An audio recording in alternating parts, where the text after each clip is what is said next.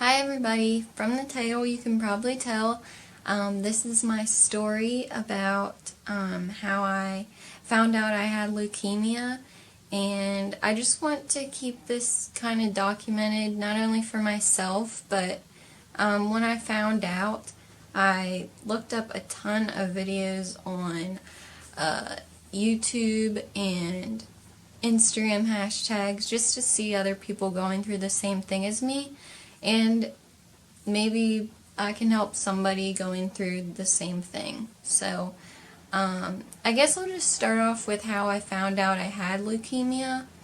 At the beginning of summer, probably around June, I started getting a bunch of bruises on my legs, and I'll insert a picture. They were everywhere. I would hit my leg on, like, how you can hit your leg just going. I would hit my leg getting into my car lightly and have a huge bruise on my leg, which I thought was just, I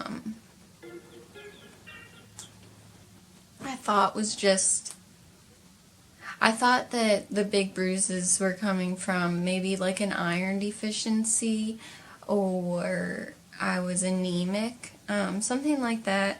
I wasn't thinking anything like leukemia or cancer. So I let it go all June. I had all these bruises. July, people started saying, like, why do you have so many bruises? And like, I think some people even thought maybe I got like abused or something, because they were just everywhere.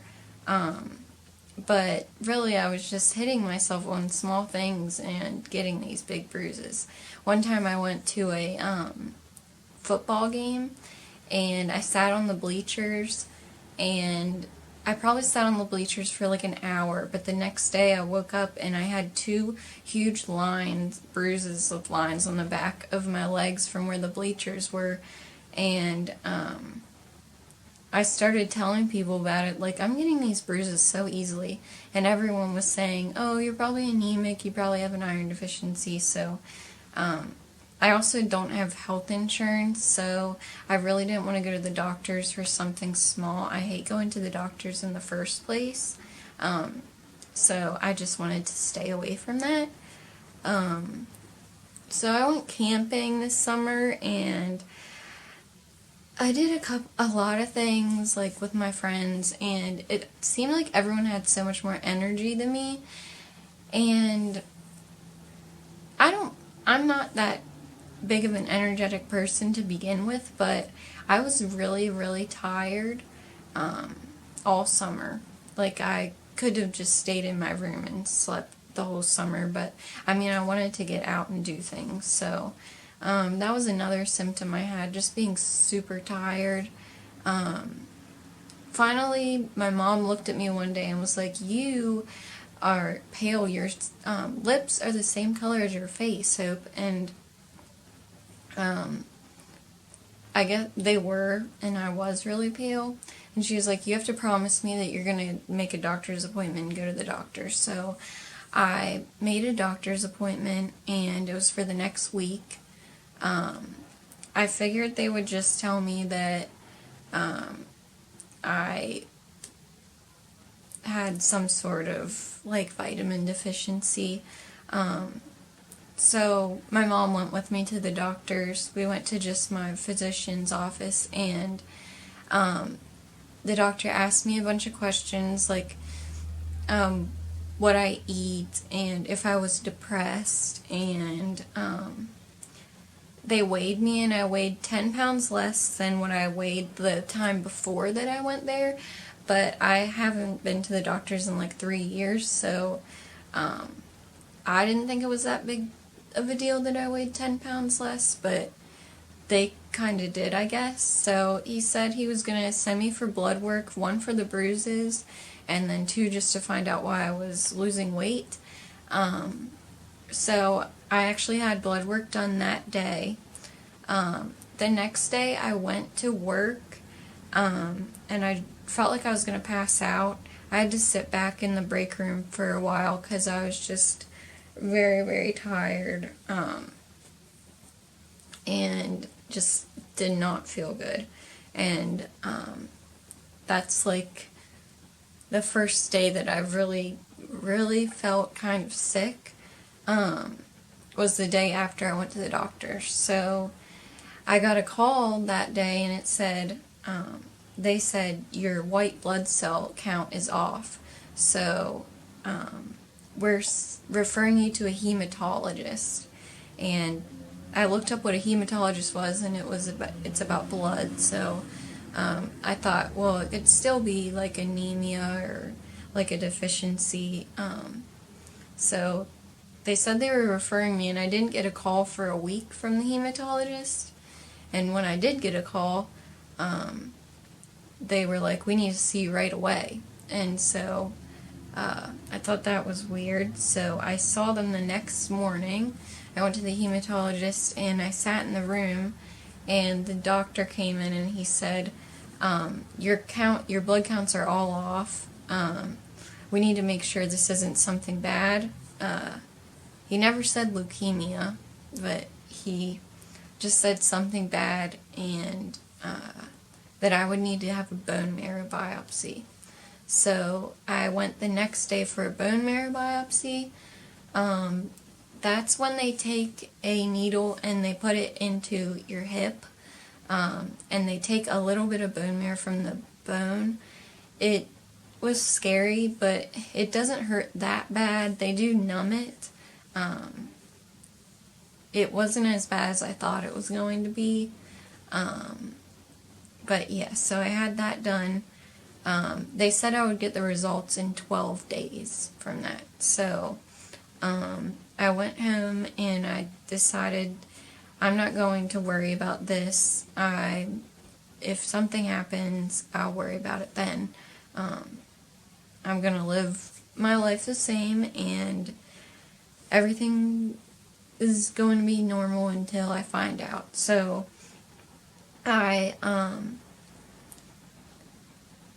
went to work the next day, and I felt like I was going to pass out again. I was just very, very tired.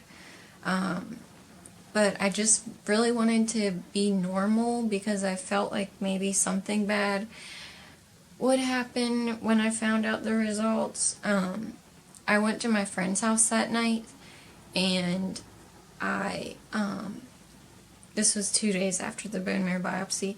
I went to my friend's house, and I woke up in the middle of the night, and my back hurt so bad where I got the bone marrow biopsy. Like I couldn't move. It was really, really painful, and I told myself I'll wait until the morning, and I'll call the hematologist, and I'll go there. I don't need to go to the emergency room or anything. But it got so bad that I couldn't even wait until 7 in the morning till they opened. I got driven to the emergency room. I went straight back to one of the beds, and they gave me morphine for my pain because it was just so bad.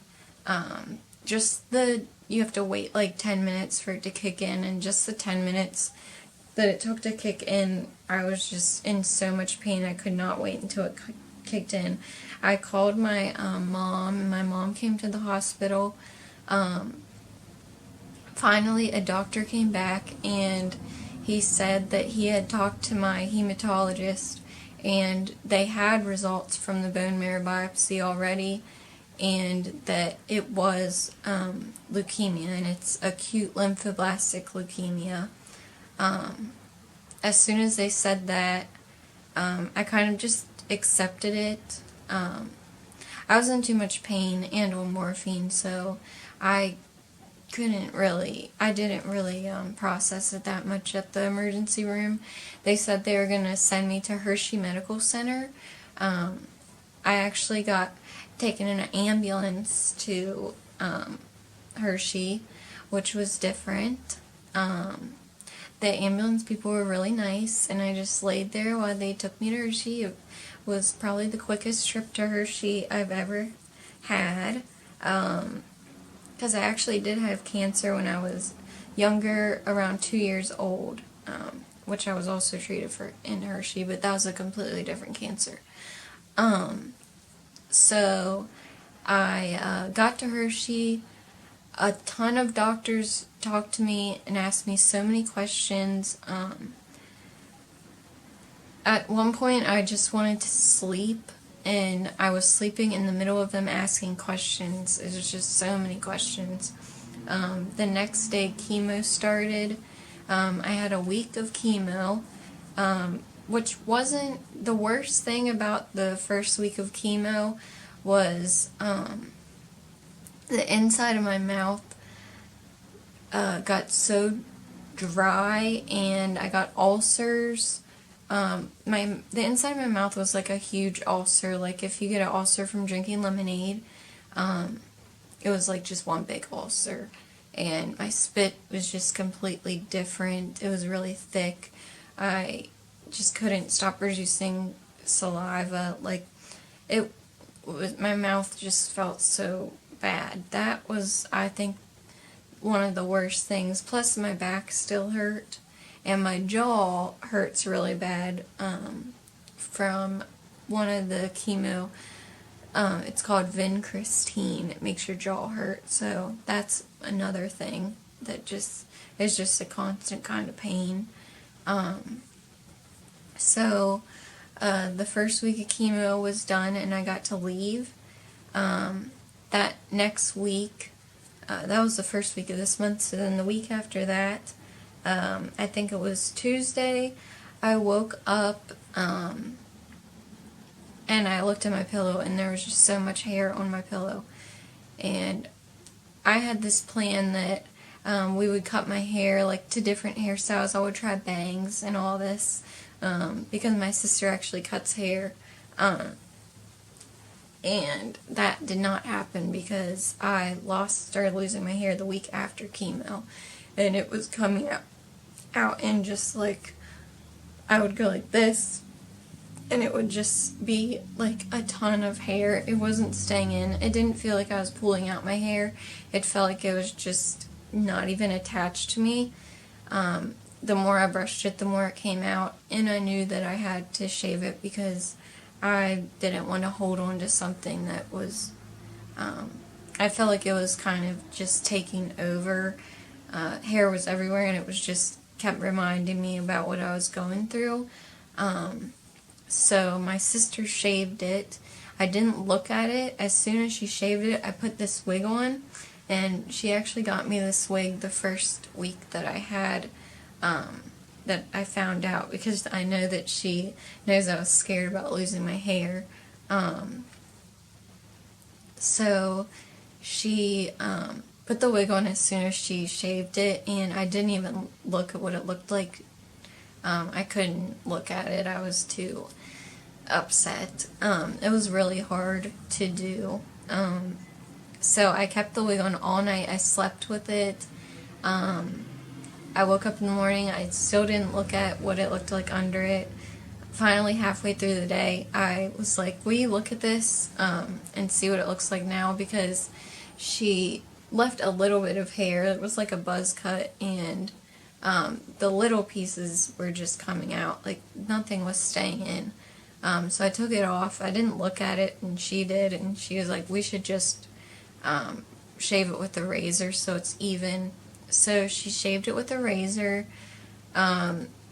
Finally, I looked in the mirror at it, and I don't hate it. At least I don't have like a very weird shaped head or anything. It feels really weird. And I hate that I'm not going to have hair for such a long time, but it feels a lot better than hair falling out. And I went to AC Moore without a wig on, so if I can go to AC Moore, I can go to any store. The only thing is I don't really like being, well, I haven't seen that many people that I know, like my friends. I haven't shown them what I look like without hair yet, and I'm kind of nervous to do that. But random people, I don't really care. Well, I don't care what they think. It's just hard going through this, but I want to make videos for just to see how this goes and to explain everything I'm going through. I start my next week of chemo next week. Well, the second week of chemo next week. And I'll explain the symptoms of that and everything. But yeah, I guess now it's just going through chemo and then getting a bone marrow transplant. But I'm not scared. I know that I'll get through it. It's just something tough that some people have to go through, and I think that I can do it. But yeah, I'll update you guys in another video soon.